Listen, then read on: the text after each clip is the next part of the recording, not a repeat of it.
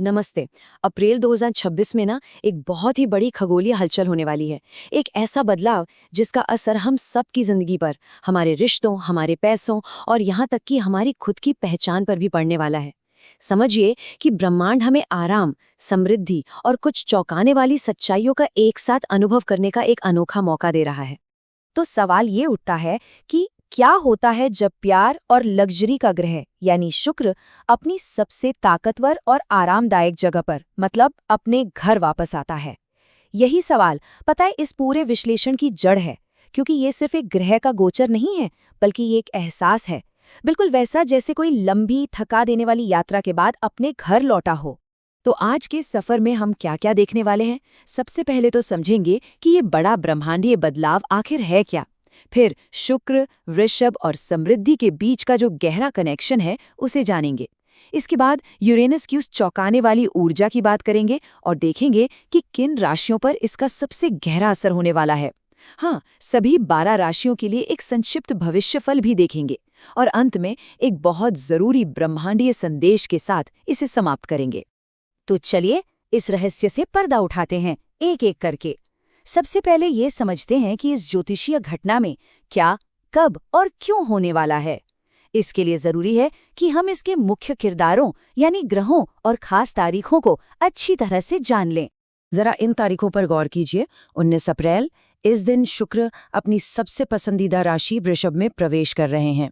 ये आराम और स्थिरता की ऊर्जा लेकर आता है। लेकिन कहानी में असली मोड़ आता है 23 अप्रैल को। इस दिन शुक्र की मुलाकात होगी यूरेनस से, जो अचानक होने वाले बदलावों का ग्रह है। ये एक बिजली के झटके जैसा हो सकता है जो हमारी जिंदगी में एक पल में सब कुछ साफ कर दे। और फिर 14 मई को ये गोचर समाप्त हो जाएगा। अब देखिए, जब शुक्र अपने ही घर में होता है तो ये एक बहुत ही खास और शुभ योग बनाता है। वैदिक ज्योतिष में इसे कहते हैं मालवीय योग। चलिए देखते हैं कि ये है क्या और इसे इतना शक्तिशाली क्यों माना जाता है। तो मालव्य योग ज्योतिष में एक बेहद शुभ संयोग माना जाता है। ये तब बनता है जब शुक्र वृषभ या तुला जैसी अपनी राशियों में बहुत मजबूत स्थिति में हो। इसका सीधा संबंध धन, सुंदरता, आराम और जीवन के हर सुख से है। असल में ये वो समय है जब शुक्र अपनी पूरी ताकत से चमकता है, जैसे कोई कलाकार अपना सर्वश्रेष्ठ प्रदर्शन देने के लिए मंच पर तैयार हो। इस गोचर के दौरान हम सब लोग अच्छी क्वालिटी और आराम की तरफ ज्यादा झुकाव महसूस करेंगे। नए वित्तीय अवसर दरवाजे पर दस्तक दे सकते हैं, क्रिएटिविटी बढ़ सकती है और रिश्तों में एक ठहराव और शांति का एहसास हो सकता है। ये जिंदगी की छोटी छोटी खुशियों का मजा लेने का समय है। तो क्या आप तैयार हैं इन खुशियों का आनंद लेने के लिए? लेकिन जैसा कि मैंने पहले बताया था, इस शांत और आरामदायक माहौल के बीच कहानी में एक ड्रामा भी है। 23 अप्रैल के आसपास यूरेनस, जिसे ग्रेट अवेकनर यानी महान जागृतिकर्ता भी कहते हैं, वो इस कहानी में एंट्री लेता है और उसकी एंट्री किसी बिजली के झटके से कम नहीं होती। यहाँ पर इस विरोधाभास को समझिए। एक तरफ है वृषभ में शुक्र, जिसे स्थिरता और शांति पसंद है, वो धीरे धीरे आराम से चीजें बनाना चाहता है। और दूसरी तरफ है यूरेनस, जो हमें हमारे कंफर्ट जोन से बाहर धकेलता है। उसे चाहिए आज़ादी, सच्चाई, भले ही उसके लिए अचानक बड़े बदलाव ही क्यों न करने पड़े। ये वो पल है जब आराम की इच्छा और अपनी असलियत को जीने की जरूरत के बीच एक तनाव पैदा होता है। ये एक ऐसा डांस है जहाँ आराम और क्रांति दोनों एक साथ मंच पर हैं। और ये कहावत इससे बिल्कुल सही तरीके से बयां करती है। यूरेनस हमें दिखाता है कि हमने अपनी प्रामाणिकता के बजाय स्थिरता के लिए कहाँ समझौता किया है। ये गोचर हमें उन जगहों को देखने पर मजबूर करेगा जहां हम सिर्फ इसलिए टिके हुए हैं क्योंकि वो आरामदायक हैं, इसलिए नहीं कि वो हमारे लिए सच हैं। तो सवाल ये है कि ये शक्तिशाली ऊर्जा अलग-अलग राशियों को कैसे प्रभावित करेगी। चलिए सबसे पहले उन राशियों पर ध्यान देते हैं जो इस ब्रह्मांडीय नाटक के सेंटर स्टेज पर हैं, और फिर हम बाकी सब पर भी एक नजर डालेंगे। शुरुआत करते हैं वृषभ राशि से। क्योंकि शुक्र का गोचर आपके पहले भाव में हो रहा है, इसका असर आपके लिए बहुत ही ज्यादा पर्सनल होने वाला है। ये सीधे सीधे आपकी पहचान और आप खुद को कैसे देखते हैं उससे जुड़ा है। वृषभ राशि वालों के लिए ये आत्मविश्वास में एक बड़ी छलांग लगाने का समय है।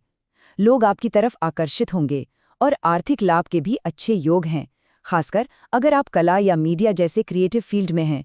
यूरेनस का असर आपकी खुद की इमेज में एक अचानक बदलाव या कोई बड़ी पर्सनल कामयाबी ला सकता है।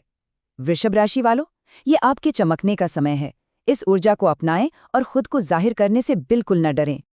अब आते हैं कर्क राशि पर।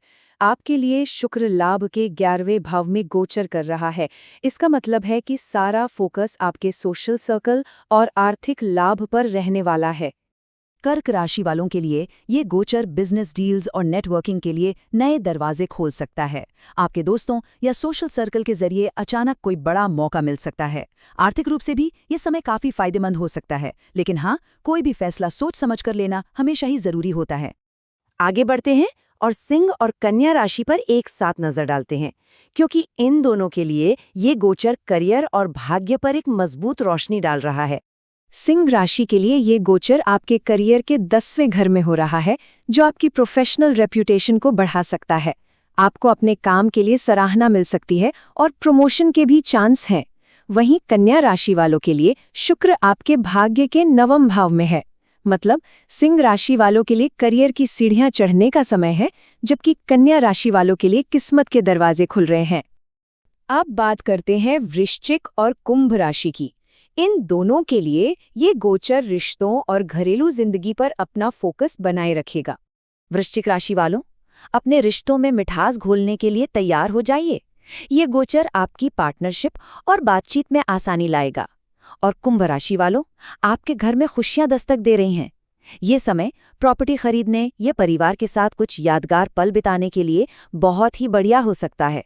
ठीक है, तो अब जब हमने मुख्य सितारों को देख लिया है, तो चलिए अब बाकी राशियों के लिए भी देख लेते हैं कि ये ऊर्जा उनके लिए क्या कुछ लेकर आ रही है।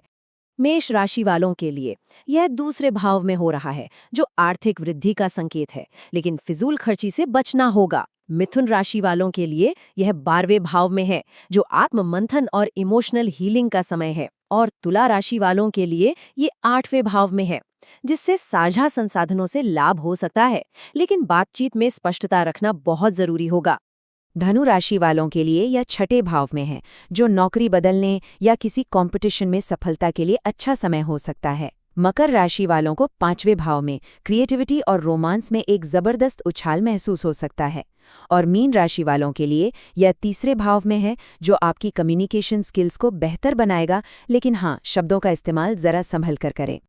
तो इस सबका निचोड़ क्या है? देखिए, इस गोचर की दोहरी प्रकृति है।